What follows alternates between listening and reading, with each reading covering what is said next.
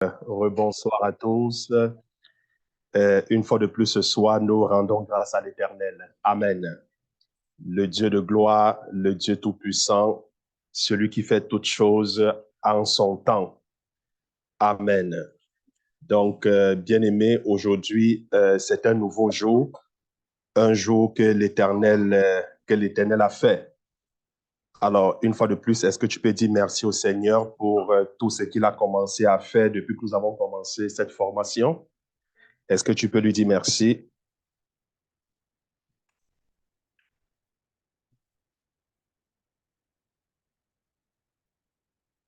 Dis merci au Seigneur. Dis merci au Seigneur.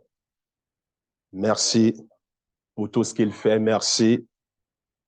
Merci pour ces âmes qu'il va sauver au travers de nous. Merci parce que nous sommes privilégiés. Oui, nous sommes privilégiés de servir le Seigneur. Nous sommes privilégiés d'annoncer la bonne nouvelle du royaume des cieux. Seigneur, nous te bénissons. Nous te glorifions au nom de Jésus. Amen. Alors, bien-aimés, aujourd'hui, je vais parler des aides pratiques pour gagner des âmes. Je parle des aides pratiques pour gagner des âmes. Alors, nous allons voir trois grandes aides. Et puis, la troisième aide va se résumer très souvent aux questions auxquelles on peut être confronté sur le terrain. Donc, on va poser les questions et puis on va les répondre. Amen. Et je suis en train de préparer ça comme, en fait, sous forme Word, les questions, et puis je vais mettre ça à votre disposition lorsque ça sera prêt. Amen. Donc, nous parlons là de l'aide pratique pour gagner des âmes. Alors, la première chose qu'on doit faire, c'est prier pour ceux que nous voulons gagner. Ça, c'est la première des choses.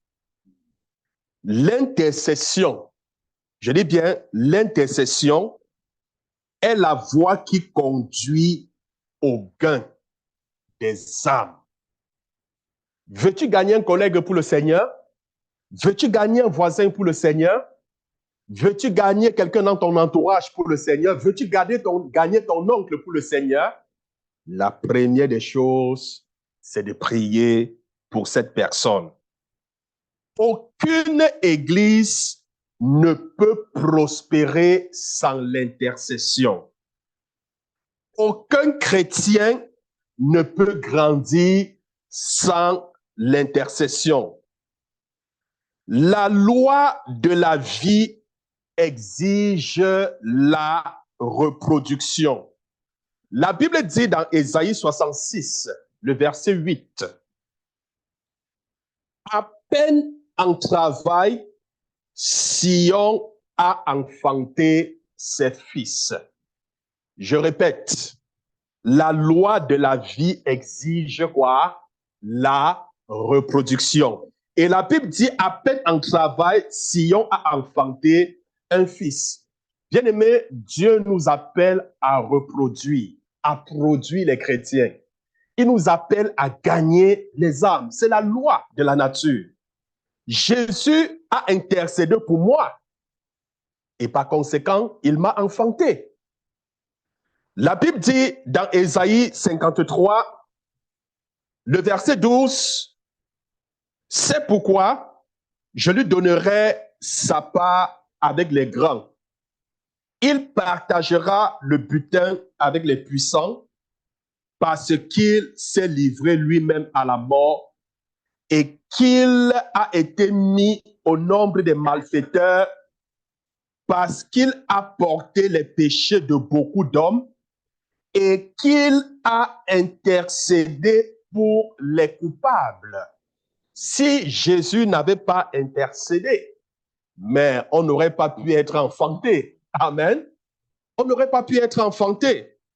Bien-aimé, vous commencez à aimer une personne au point de vue spirituel quand vous commencez à prier pour la personne. sur le point de vue spirituel, qu'est-ce qui prouve que j'aime quelqu'un? Spirituellement, on dit qu'on aime quelqu'un lorsqu'on commence à prier pour la personne. Est-ce que quelqu'un me comprend? La Bible dit que dans Philippiens 1, verset 4, ne cessant dans toutes mes prières pour vous, ne cessant dans toutes mes prières pour vous. Hein? Et dans Colossiens 1, 3, il dit, nous ne cessons de prier pour vous. Donc, bien aimé, voilà la première chose que nous devons faire lorsque nous voulons gagner une âme. Nous devons prier pour la personne. Alors, le Seigneur nous interpelle donc aujourd'hui. Prie pour ceux-là qui ne sont pas encore en Christ, dans ta famille. Peut-être c'est ton oncle, peut-être c'est ta tante, peut-être c'est ton cousin. Commence par la prière. Ce n'est que la prière qui peut les amener, qui peut les enfanter en Christ. C'est très important. Alors, la deuxième chose, la deuxième aide pratique pour gagner les âmes, la deuxième aide pratique, établissez un contact avec ceux que vous voulez gagner. Quand tu pries pour la personne, mais établis un contact avec la personne. Parce que comment la personne peut-elle croire si on ne l'a pas évangélisé? Mais comment la personne peut recevoir l'évangile si on n'a pas établi un contact avec la personne? Donc, quand tu pries pour quelqu'un, établis un contact avec la personne. Ça, c'est la deuxième chose. Dans Jean 1, verset 41, Jean chapitre 1, le verset 41, la Bible dit, ce fut lui qui rencontra le premier son frère Simon et lui dit, nous avons trouvé le Messie, ce qui signifie Christ. En fait, la Bible parle ici d'André. Hein? La Bible dit, il a rencontré le Sauveur. Il était stupéfait parce qu'il a reçu une bonne nouvelle, le salut. Et qu'est-ce qu'il a fait? Il allait rencontrer Simon. Et il lui a dit, nous avons trouvé le Messie. Mais quand Christ est venu, il était accompagné du désir de gagner les perdus. C'était son désir. Mais déjà, ne dit-il pas dans Luc, chapitre 19, le verset 10, car le Fils de l'homme est venu chercher et sauver ce qui était perdu? Jésus est venu chercher et sauver ce qui était perdu. Bien-aimé, le mouvement du christianisme dans ce monde repose sur le fondement spirituel du contact personnel. Je dis bien ceci, le mouvement du christianisme dans ce monde repose sur le fondement spirituel du contact personnel. Jésus allait de lieu en lieu. Pourquoi? Parce qu'il voulait établir le contact. Parce que s'il fallait que les âmes pour lesquelles il a prié soient sauvées, mais il fallait qu'il entre en contact avec ces personnes. Toute personne qui connaît Jésus désirera le partager avec les autres. Le secret est trouvé dans les paroles d'André. Il dit, nous avons trouvé.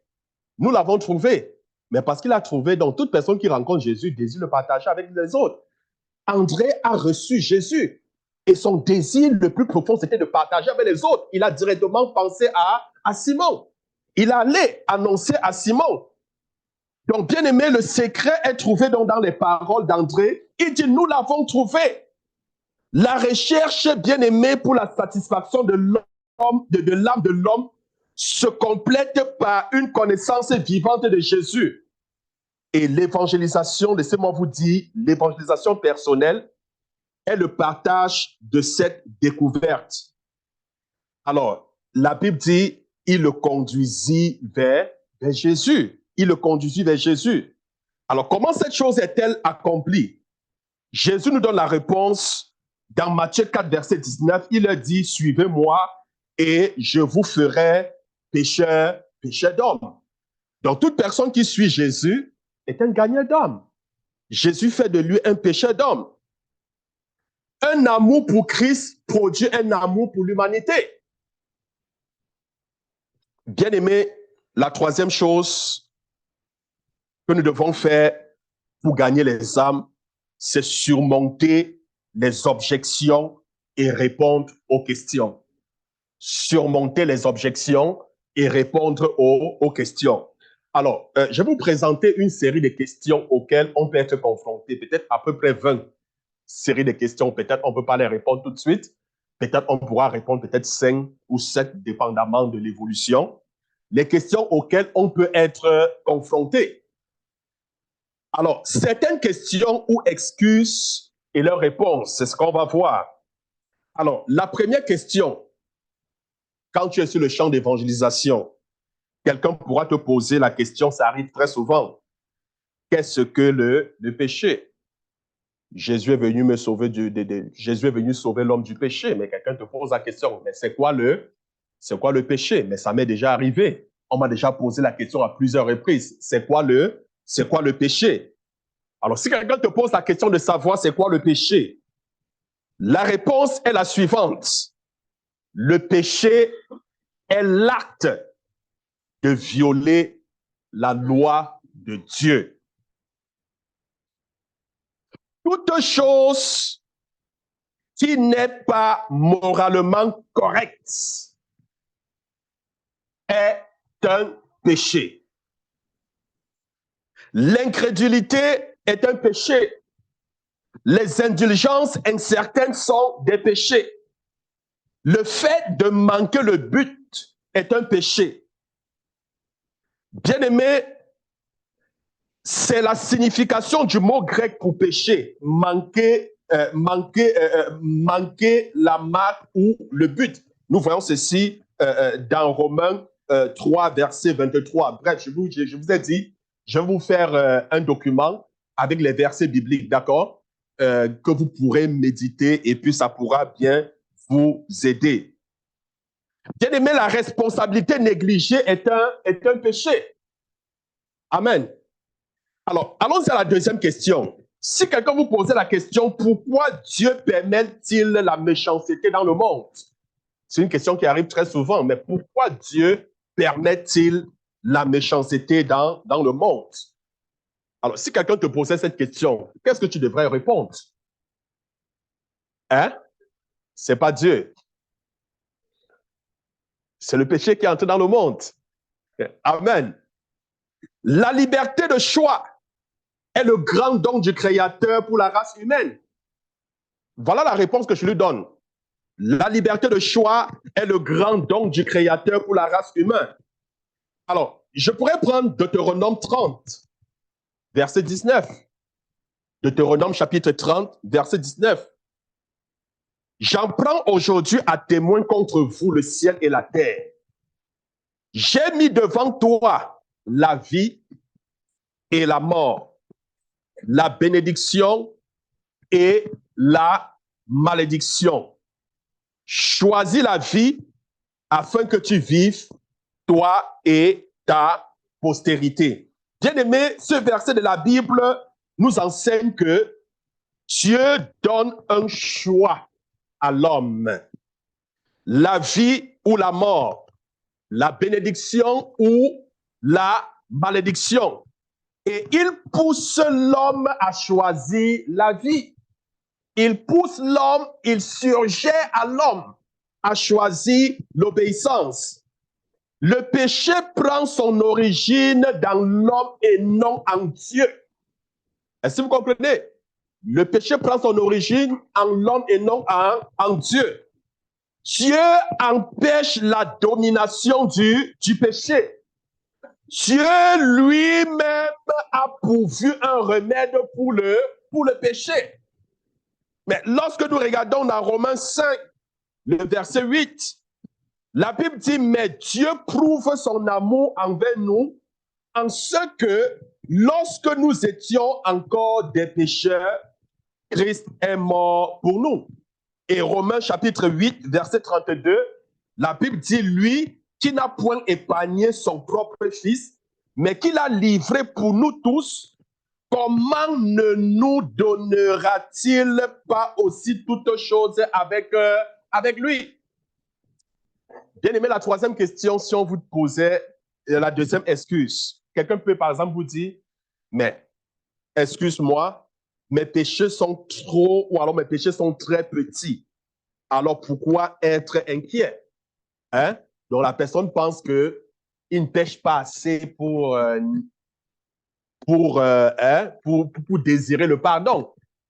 Alors, si quelqu'un te disait, mais mes péchés sont très petits, alors pourquoi être inquiet? Je ne m'inquiète pas. Je commets juste les petits péchés, juste des petits mensonges qui ne blessent personne, qui ne gênent personne. Pourquoi devrais-je me repentir? Alors, c'est quoi la réponse? La réponse, parce que le plus petit péché est cause de tourment. Amen. Ésaïe 48, le verset 22. Il n'y a point de paix pour les méchants, dit l'Éternel. C'est qui le méchant? Le méchant, ce n'est pas celui qui fait du mal. Le méchant, c'est celui qui pêche contre l'Éternel. Parce que le péché vous sépare de Dieu.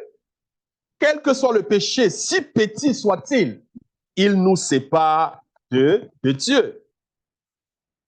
Parce que le plus péché vous rend esclave. Quel que soit le péché, quelle que soit la petitesse du péché, il nous rend esclaves.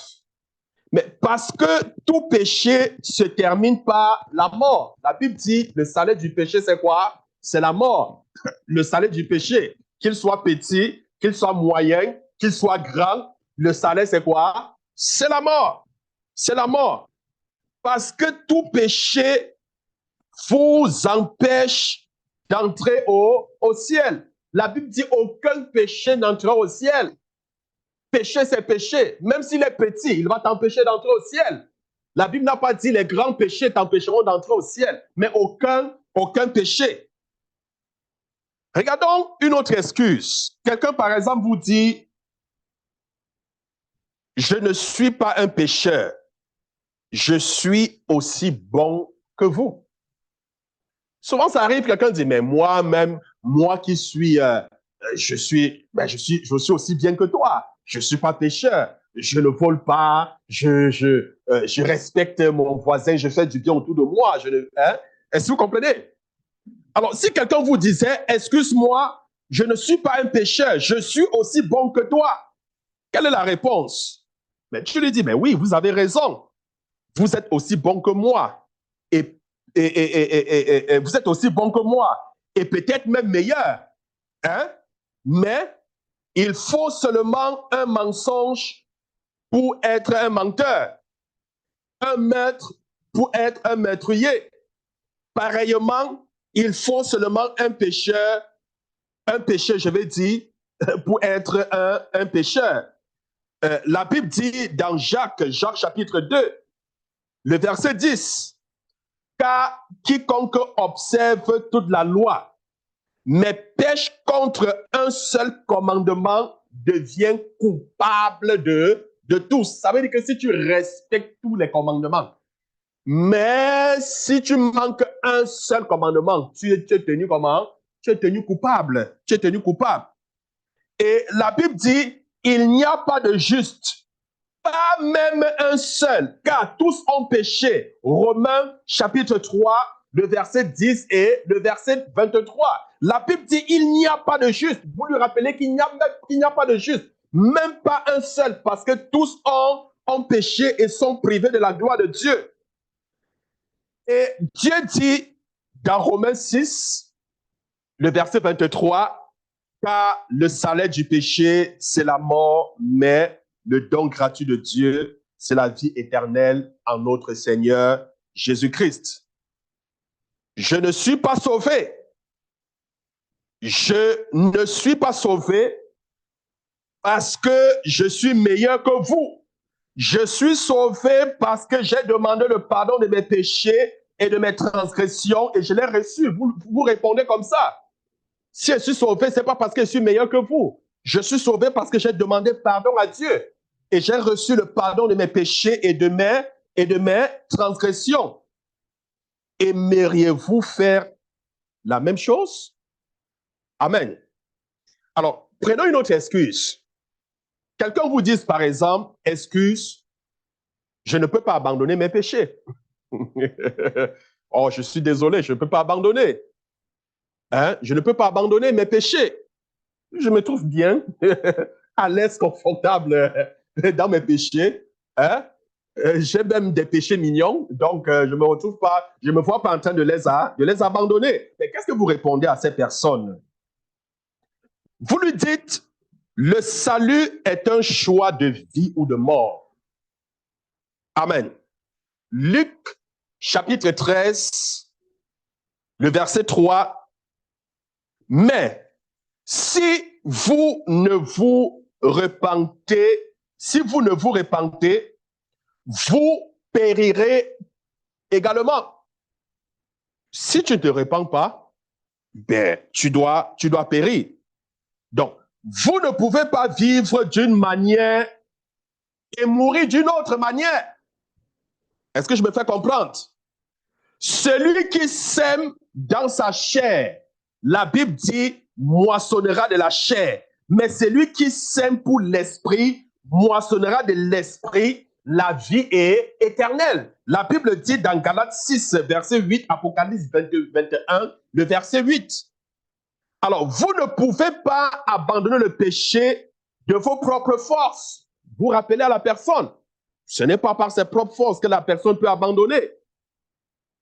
La Bible dit dans Jean 8, verset 36, si donc le Fils vous a franchi, vous êtes réellement libre. Ce n'est pas par toi-même. Tu ne peux pas t'affranchir toi-même. Tu as besoin de Christ pour t'affranchir. Et de plus, Philippiens 4, verset 13, je puis tout par celui qui me fortifie. Donc, tu as besoin de la force de Christ, de la grâce de Christ pour t'affranchir. De toi-même, tu ne parviendras pas. Donc, Christ peut vous atteindre là où vous êtes. Regardons encore une autre excuse. Que quelqu'un vous dise pendant l'évangélisation, je suis un trop grand pécheur. Je me rappelle, lors d'une évangélisation de masse dans un coin, dans une localité, alors, il y avait les gens, toute une foule. À la fin, il y a un monsieur qui me prend. Un monsieur grand, baraqué, avec les yeux rouges. Quand il vient vers moi, je sens l'odeur de la marijuana frappée. Et puis, il me prend, il me dit, je vais te voir seul. Et puis, il me dit, tiens ma main, et j'ai peur. Et puis, l'esprit dit, non, suis-le. Je dis, mais lui, il parlait m'assassiner quelque part, il parlait m'agresser quelque part. Et puis, il me tire loin des gens, et puis, il me dit, j'ai des péchés énormes. Je ne sais pas si Christ est capable de me pardonner. Il me dit, est-ce que Dieu est capable de pardonner quelqu'un comme moi? Il me dit, j'étais à la tête d'un gang de malfaiteurs, de bandits. Ils allaient de ville en ville, ils allaient dans certaines maisons, ils violaient les enfants, ils allaient braquer les banques. Oui. Et puis, une dernière nouvelle, il y a eu le braquage d'une banque. Et puis, on l'a fusillé. Il m'a montré un endroit. Est-ce que vous comprenez? Est-ce que Christ peut pardonner quelqu'un comme moi? Parce que quelqu'un vous disait, je suis un grand pécheur. Mais répondez à cette personne, Jésus est venu sauver tous les pécheurs. Jésus n'est pas venu pour les justes.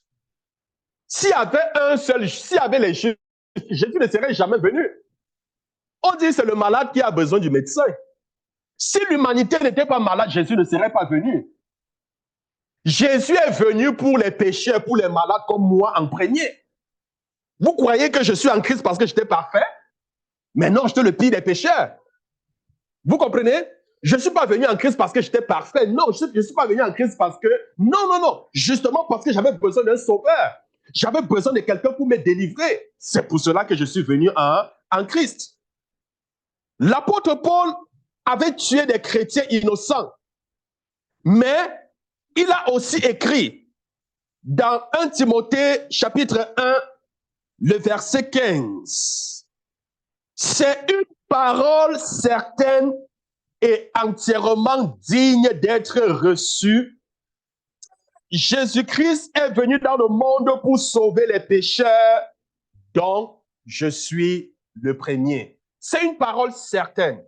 C'est une parole entièrement digne de confiance que Jésus est venu dans le monde pour sauver les pécheurs. Donc, je suis le premier. Il était meurtrier. Il a tué. Mais Jésus l'a pardonné. Alors, pose-lui la question. Mais tes péchés sont-ils comme le cramoisi? Avez-vous vu le cramoisi? Hein? Mais Ésaïe 1, le verset 18. Venez et plaidons, dit l'Éternel. Si vos péchés sont comme le cramoisi, ils deviendront blancs comme la neige. S'ils sont rouges comme la pourpre, ils deviendront comme la laine, dit l'Éternel. Il dit, quelle que soit la noirceur de ton péché, il va te blanchir. Il va te blanchir, il va te laver. Êtes-vous perdu? Posez-lui la question. Luc chapitre 19, le verset 10.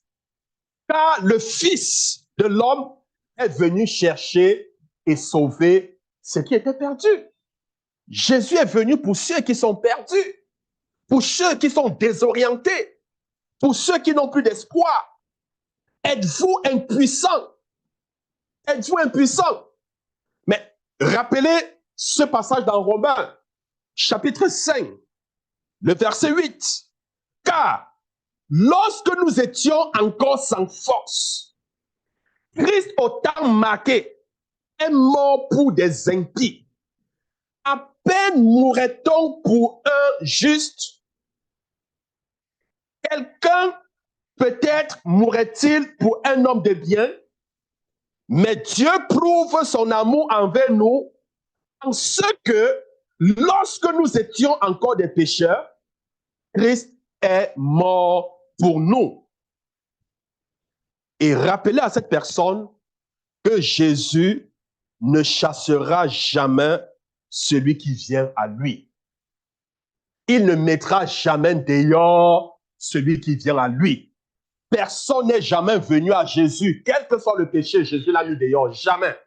Il ne mettra jamais, il ne chassera jamais celui qui vient à lui.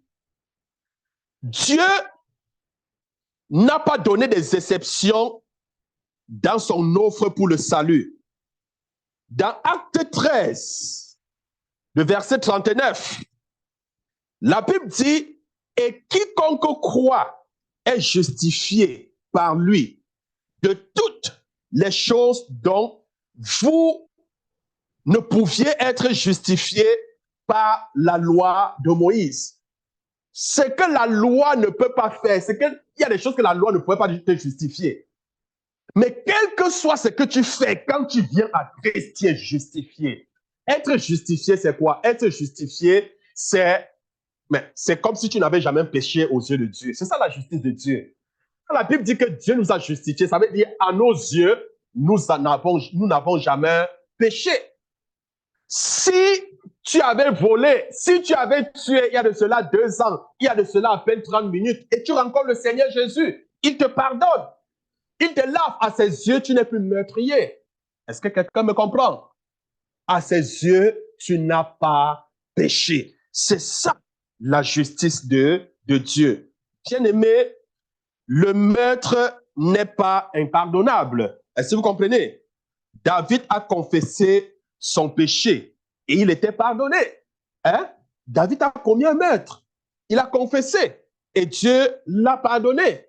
Faites comprendre à la personne que le vol n'est pas impardonnable. Mais regardez le volet sur la croix. Le volet sur la croix était pardonné dans Luc 23, le verset 43. Il était pardonné. Est-ce que vous comprenez? Il y a des gens qui ont blasphémé. Faites comprendre que le blasphème n'est pas impardonnable. Paul avait blasphémé, vrai ou faux?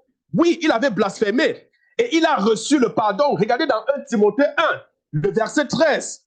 Faites comprendre à la personne que l'adultère n'est pas impardonnable. Mais regardez la femme de Samarie. Elle a été sauvée. Regardez Jean chapitre 14, verset 18. Elle a été sauvée. Dieu l'a pardonné. Bien-aimé, un grand récit traitant du pardon est trouvé dans 1 Corinthiens. Donc, si vous prenez 1 Corinthiens, chapitre 6, le verset 9 au verset 11, nous voyons un récit concernant les pardons. Alors, Paul donne une liste de tous les péchés qui avaient été pardonnés aux Corinthiens, d'accord? Il donne une liste des péchés qui avaient été pardonnés aux Corinthiens. Alors, je lis, il dit, ne savez-vous pas que les injustes n'hériteront point le royaume de Dieu? Ne vous y trompez pas, ni les impudiques, ni les idolâtres, ni les adultères, ni les efféminés, ni les infâmes, ni les voleurs, ni les cupides, ni les ivrognes, ni les outrageux, ni les ravisseurs n'hériteront le royaume de Dieu. Et je continue, il dit, et c'est là ce que vous étiez, quelques-uns de vous, mais vous avez été lavés, mais vous avez été sanctifiés, mais vous avez été justifiés au nom du Seigneur Jésus-Christ et par l'Esprit de notre Dieu. Donc, tous ces péchés, voilà une liste. Il dit, mais c'est comme nous étions. Ces péchés nous empêchaient d'entrer au ciel. Dieu nous a justifiés. Dieu nous a pardonnés. Bien-aimés, la personne qui demande sincèrement d'être pardonnée ne sera pas refusée. Si vous demandez sincèrement, vous ne serez pas refusé. La Bible dit que le méchant abandonne sa voie dans Ésaïe 55. J'aime bien ce verset. Ésaïe 55, verset 7. Le méchant abandonne sa voie et l'homme d'iniquité ses pensées. Il retourne à l'Éternel qui aura pitié de lui, à notre Dieu qui ne se lasse pas de pardonner. Dieu ne se lasse jamais de pardonner. Il ne se fatigue jamais de pardonner. Mais c'est pour cela qu'un jour, il y a un disciple qui a posé la question, mais écoute Seigneur, si mon frère m'offense une fois par jour, devrais-je lui pardonner? Il dit oui. Si m'offense 2 fois, 7 fois, mais Jésus lui dit, écoute, 77 fois 7 par jour, tu vas pardonner. Comme pour dire, autant de fois qu'il t'offense, autant de fois tu dois pardonner. Est-ce que vous comprenez? Donc, Dieu nous pardonne autant de fois que nous péchons. Est-ce que vous comprenez? Donc, Dieu nous pardonne toujours de tous nos péchés. Alors, comme il a dit, venez et plaidez, dit l'Éternel. Si nos péchés sont plus noirs que le cramoisi, alors il va les rendre blancs comme de la neige. Paul était un grand pécheur, mais il a obtenu le salut. Il a obtenu le salut. Alors, prenons encore une autre excuse, bien-aimé. Si quelqu'un vous disait, excuse, Jésus-Christ est seulement un des grands personnages de l'histoire.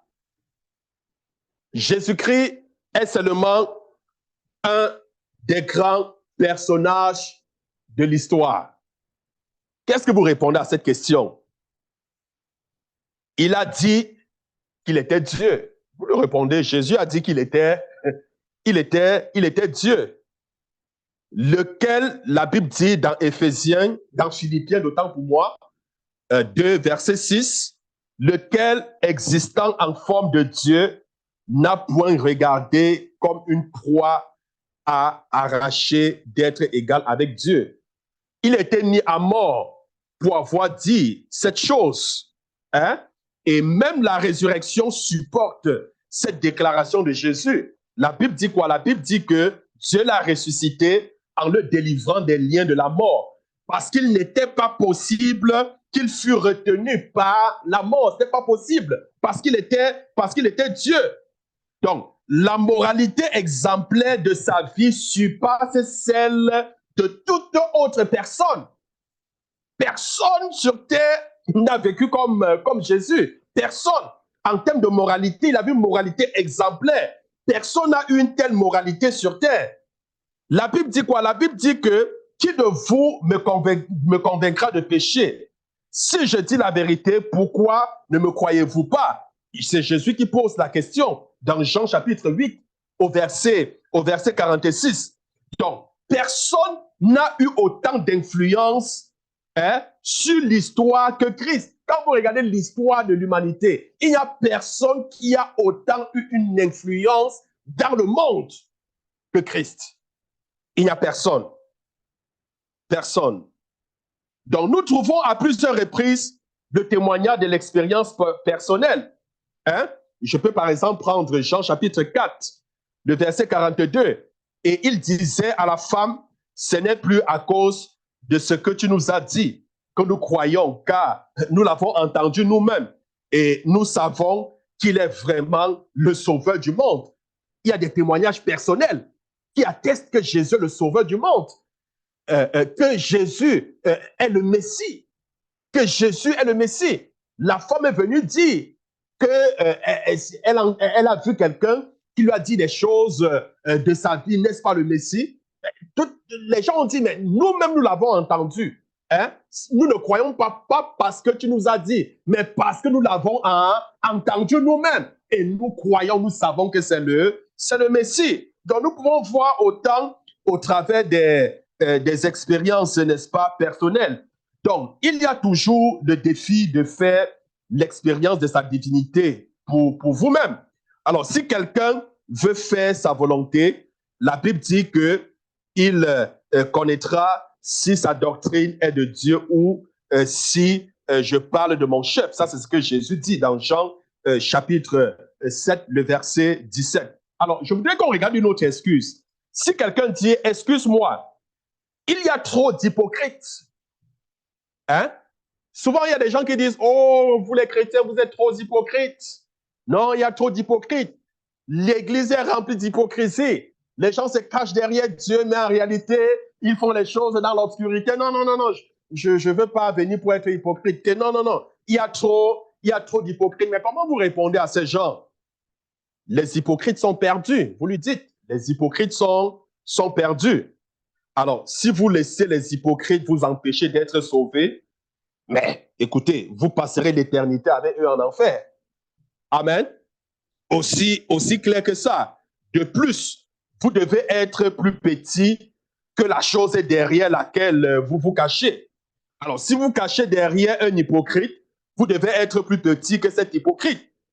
Vous pouvez aussi employer les versets suivants. Il y a certains versets dans Zacharie 1, verset 6. Je vais vous donner avec d'autres versets qui pourront vous aider. Alors, si quelqu'un vous pose encore, vous présentez cette excuse en vous disant, par exemple, que Dieu est injuste. Vous avez déjà entendu ça? Que Dieu est injuste. Dieu est injuste. Mais sinon, pourquoi? Regardez ce qui se passe. Quelqu'un va te dire, mais regarde ce qui se passe, je ne sais pas, dans le monde. Hein?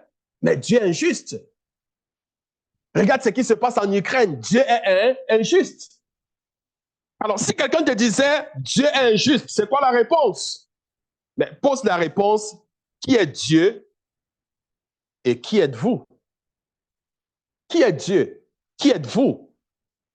Alors, fais-lui comprendre, est-ce que vous savez que l'injustice est un péché? Accusez-vous Dieu de péché? Parce que si tu dis que Dieu est injuste, ça veut dire que Dieu est pécheur. Puisque l'injustice est un péché. Alors, il faudra donc rappeler à cette personne que Dieu est si juste. Je dis bien, Dieu est si juste qu'il n'a jamais exigé de paiement pour une dette.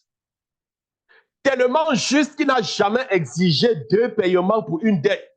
Jésus a payé la dette de votre péché sur la croix. Il a tout, je dis bien tout payé. Donc, quand vous acceptez Christ, vous n'avez pas à payer la dette pour le péché. Et tout ce qui se passe dans le monde, c'est tout simplement la décision de l'homme. Amen. Dieu n'y est pour rien. Alors, si quelqu'un vous disait lors de l'évangélisation, excuse-moi, les gens vont rire. Hein? Les gens vont rire, les gens vont se moquer de moi. Hein? On va dire, oh, toi aussi, tu suis Jésus. Ah, donc, tu ne fais plus les choses qui ne sont pas bien, tu ne cherches plus les femmes, hein? Tu ne fais plus ça. Hein? Les gens vont rire de moi. Les gens vont rire de moi. Mes amis vont rire de moi. Alors, qu'est-ce que vous répondez? Proverbe 1, verset 26. Vous nous dites, en fait, il est mieux d'entendre ces personnes rire plutôt que Dieu. Voudrait mieux entendre ces personnes rire que d'entendre Dieu se rire de moi. Parce que la Bible dit dans Proverbe 1, verset 26, moi aussi, je rirai. Quand vous serez dans le malheur, je me moquerai. Quand la terreur vous saisira. Veux-tu que Dieu rie ou alors veux-tu accepter le rire des hommes? Non, je préfère que l'homme se moque de moi, que l'homme rie. Alors, dites également à la personne, il est préférable pour vous d'éviter les mauvaises compagnons, parce que les mauvaises compagnies corrompent les bonnes mœurs. Vous pouvez prendre ce passage également dans Proverbe 14 et Proverbe 4, le temps pour moi. Le verset 14 et le verset 19. N'entrez pas dans le sentier des méchants et ne marchez pas dans la voie des hommes mauvais. La voie des méchants est comme les ténèbres. Ils n'aperçoivent pas ce qui leur fera tomber. N'ayez pas honte de Christ. Dites-lui, n'ayez pas honte de Christ. Prenez ce passage dans Matthieu 10, verset 32 et le verset 33. C'est pourquoi quiconque me confessera devant les hommes, je le confesserai aussi devant mon Père qui est dans les cieux. Mais quiconque me régniera devant les hommes, je le régnerai aussi devant mon Père qui est dans les cieux. Faites-lui comprendre que si tu me régnis, si tu régnis Dieu devant les hommes, si tu as honte de confesser Christ devant les hommes, si tu as honte d'affirmer ta position devant tes amis, lorsqu'ils vont vouloir t'amener dans une situation de compromission, Dieu va faire pareil. Dieu va te régner devant son Père. Alors, si quelqu'un vous posait encore cette excuse, vous disait cette excuse, mais excuse-moi, j'ai peur de m'engager parce que je ne veux pas m'engager parce que j'ai peur de la persécution. Hein? J'ai peur de la persécution. Qu'est-ce que ma maman va dire? Qu'est-ce que mon oncle va dire? Qu'est-ce que les membres de ma famille vont dire? Non, non, non, non. J'ai un cousin qui a cru. Quand je vois comment est-ce qu'on l'a persécuté, moi, je ne voudrais pas subir la même chose. J'ai peur de la persécution. Mais qu'est-ce que vous répondez à cette personne? Vous lui dites, régner Jésus est un acte de lâcheté. Vous lui dites, c'est tout simplement un acte de lâcheté. Et qu'est-ce que la Bible dit au sujet des lâches? Apocalypse 21, verset 8. La Bible dit, mais pour les lâches, les incrédules, les abominables, les meurtriers, les impudiques, les enchanteurs, les idolâtres et tous les menteurs, leur part sera dans l'étang ardent de feu et de soufre, ce qui est la seconde mort. Les lâches n'entreront pas au ciel. Ça prend les courageux. La Bible dit depuis le temps de Jean-Baptiste jusqu'à maintenant, le royaume des cieux est forcé. Hein? Et ce sont les violents qui s'en emparent. Alors, si tu fais preuve de lâcheté, le royaume n'est pas pour toi. C'est fait pour des courageux. Et si tu peux également prendre ce passage dans Marc. Marc chapitre 8, le verset 38. Ah, quiconque aura honte de moi et de mes paroles au milieu de cette génération adultère et pécheresse, le Fils de l'homme aura aussi honte de lui quand il reviendra dans la gloire de son Père avec les saints anges. Avec les saints anges. Bien-aimé, peu de choses est demandé quand on considère la grandeur de la récompense qui nous attend. Amen. Peu de choses, je dis bien peu de choses, lorsqu'on considère la grandeur, n'est-ce pas, de la récompense. La Bible dit dans Romains, chapitre 8, verset 18, « J'estime que les souffrances du temps présent ne sauraient être comparées à la gloire à venir qui sera révélé pour nous. Les souffrances présentes, c'est rien. La Bible dit c'est rien. C'est rien par rapport à la gloire qui nous attend. La persécution, le mépris, les insultes, le rejet que tu dois vivre, c'est rien comparé à la gloire que Dieu a préparée pour toi. Amen. C'est tout ou rien. Dites-lui. Dans 2 Timothée 2, verset 12, la Bible dit, si nous persévérons, 2 Timothée 2, verset 12, si nous persévérons, nous régnerons aussi avec lui. Mais si nous le régnons, lui aussi nous régnera. La Bible dit que si nous persévérons, alors on va régner avec Christ, on va régner avec lui. Mais si nous le régnons, lui aussi, il va nous régner. Donc, le fait de tenir ferme, de persévérer, c'est une bonne chose. Parce que si tu persévères, tu vas régner avec Christ. Tu vas régner, tu vas dominer. Donc, vous pouvez, vous joignez à une compagnie importante. Vous lui faites comprendre. Lorsque vous venez à Christ, vous joignez à une compagnie importante. C'est la chance. Faites-lui même comprendre que c'est la chance de votre vie pour accomplir quelque chose de bien. Hein? C'est la chance. Et la Bible dit dans Luc chapitre 6, le verset 22 et le verset 23, la Bible dit, heureux serez-vous. Mais lorsque les hommes vous haïront, lorsqu'on vous chassera, vous outragera et qu'on rejettera votre nom comme infâme à cause du Fils de l'homme, mais réjouissez-vous en ce jour-là et tressaillissez d'allégresse parce que votre récompense sera grande dans le ciel, car c'est ainsi que les pères traitaient les prophètes. Donc, Jésus ne vous demande pas de faire pour lui une chose qu'il n'aurait pas faite pour vous. Vous comprenez? Et c'est même une bénédiction pour nous lorsque nous sommes persécutés à cause du nom du Seigneur Jésus. Amen. Donc, si tu n'as jamais été persécuté, bien, écoutez, la Bible dit, heureux serez-vous lorsque vous êtes persécuté. Ça veut dire que la persécution est une bénédiction. Amen. La persécution est une bénédiction.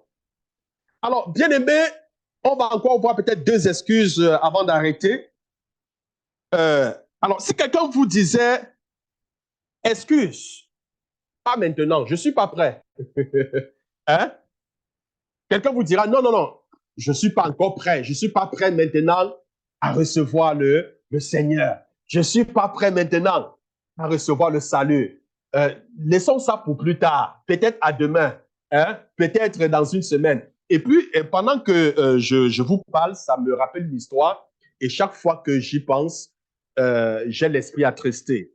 Alors, je me rappelle une fois, le Saint-Esprit me demande clairement d'aller à un endroit précis parce que là, en fait, il y a une femme qui est malade, elle est mourante, d'aller lui annoncer l'évangile. Alors, pour qu'elle soit sauvée, pour que son âme soit sauvée. Alors, je vais donc vers la femme et je lui annonce l'évangile. Et puis, je lui dis quasiment, le Seigneur m'envoie vers toi parce qu'il veut te pardonner, il veut sauver ton âme. Il veut te donner le don de la vie éternelle. Et vous savez la réponse de la femme? Je ne suis pas prête. Reviens demain. Il dit, mais pourquoi remettre-tu femme demain ce que le Seigneur veut faire aujourd'hui? Le jour du Seigneur, c'est aujourd'hui. Le grand jour, c'est aujourd'hui. Vous comprenez? Elle me dit, non, mais écoute, est-ce que c'est la force? Reviens demain à 14h.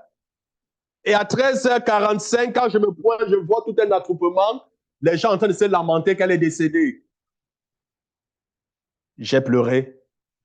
J'ai pleuré pas parce qu'elle est morte, mais j'ai pleuré parce qu'elle n'a pas reçu le Seigneur avant de mourir. Alors, si quelqu'un te disait, excuse, pas maintenant, c'est quoi la réponse? Chaque fois que vous dites non, il est plus difficile de dire oui.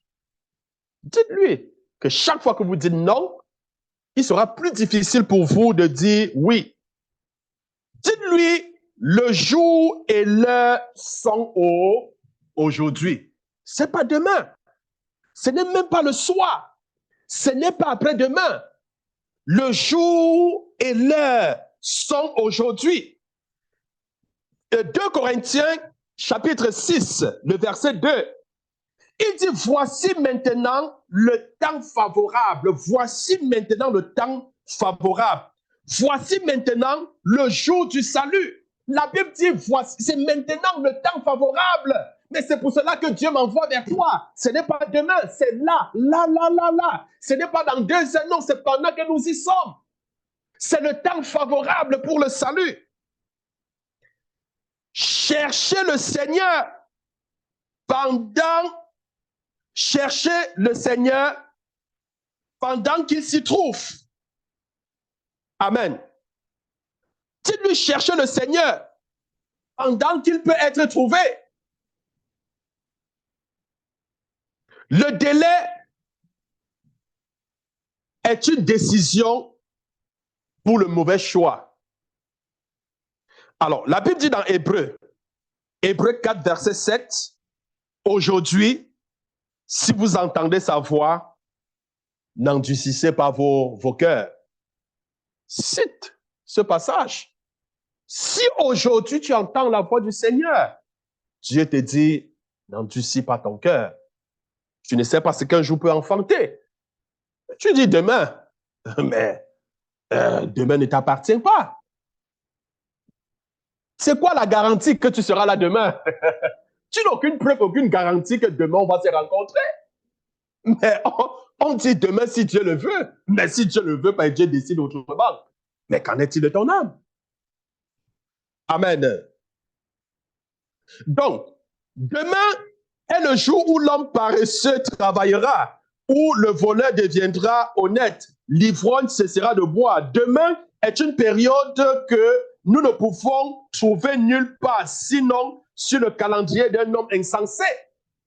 Vous comprenez? Sinon sur le calendrier d'un homme insensé. L'appel de Dieu n'est pas un appel pour demain, mais pour aujourd'hui. Faites comprendre que l'appel de Dieu, ce n'est pas un appel pour quand? Ce n'est pas un appel pour demain. Quand Dieu frappe à ta porte, c'est un appel pour maintenant. Pendant qu'il frappe et que tu écoutes, l'appel c'est pour maintenant, ce n'est pas pour demain.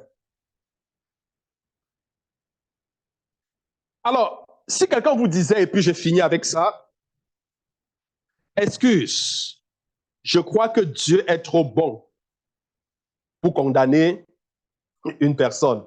Ah oui, on a déjà entendu ça plusieurs fois, n'est-ce pas? Comment Dieu si bon, comment Dieu si amour peut-il permettre que les hommes vont en enfer? Ah, mais détrompez-vous. Amen. Oui. Donc, quelqu'un va te dire, ben, excuse-moi, je crois que Dieu est trop bon pour condamner une personne. Mais qu'est-ce que vous répondez à la personne? Mais vous lui dites, ce n'est pas ce que la Bible dit.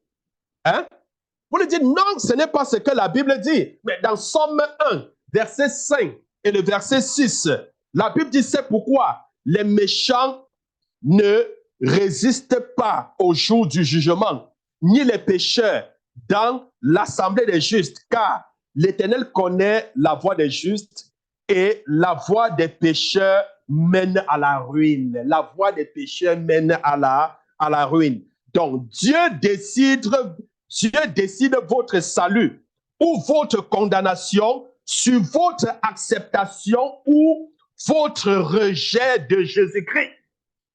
Vous lui dites ça, Jean 12, 48.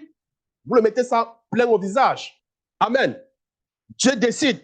Donc, ce n'est pas Dieu qui est dur. Ce n'est pas Dieu qui est dur, mais c'est le cœur de l'homme. C'est le cœur de l'homme. Ce n'est pas Dieu, mais c'est le cœur de l'homme. Romains chapitre 2, verset 5. La Bible dit quoi? La Bible dit, c'est le cœur, la Bible dit, mais pas ton endurcissement et pas ton cœur, pas ton endurcissement et pas ton cœur impétinent, tu t'amasses un trésor de colère pour le jour de la colère et de la manifestation du juste jugement de Dieu. Donc, bien aimé, chaque action de Dieu cherche à vous conduire au salut. Amen. Alors, je voudrais donc m'arrêter là pour aujourd'hui et la semaine prochaine, on va continuer avec des excuses, avec des questions et puis on va les répondre. Amen. Est-ce que tu peux baisser la tête et rendre grâce à Dieu pour ce moment?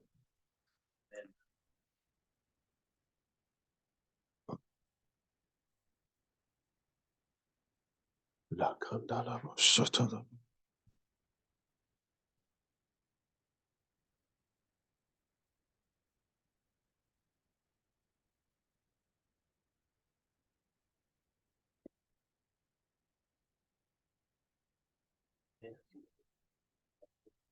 Les candala, satana.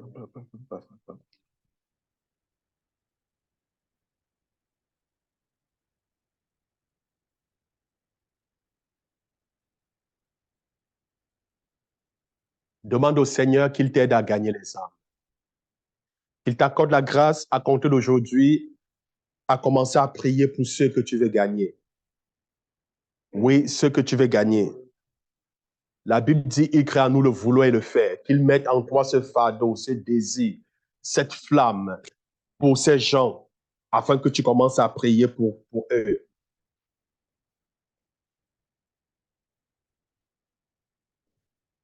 Je voudrais aussi que tu prennes un contact avec eux, que tu demandes à Dieu de t'accorder la grâce de prendre contact avec ces personnes une fois que tu auras prié pour eux. Que le Seigneur te donne la sagesse pour gagner les âmes. La Bible dit le sage gagne les âmes. Que le Seigneur te donne la sagesse dont tu as besoin pour gagner les âmes. Demande au Seigneur de faire de toi un gagneur d'âme. Dis, Seigneur, fais de moi un gagneur d'âme. Remplis-moi de ton esprit, remplis-moi de ton feu, Seigneur. Donne-moi la puissance pour témoigner de ton nom.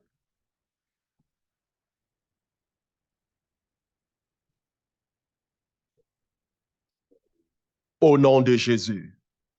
Amen. Je ne sais pas si le pasteur a quelque chose à dire.